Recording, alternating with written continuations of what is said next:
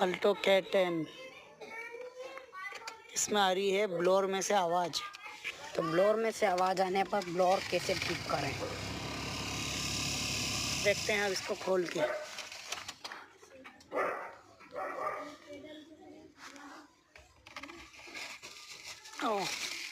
यहाँ पर तो पन्नी अड़ गई थी। ठीक है, पन्नी को हम बाहर फेंक देते हैं। पन्नी, ये ब्लोअर सही हो गया। इसमें कुछ चीज़ें चली जाती तब जाके आवाज़ आती है। तो यहाँ से खोलें, एसी फिल्टर निकालें और यहाँ से हाथ डाल के आप इसको सही कर सकते हैं घर पे ही। धन्यवाद। Keep watching and subscribe.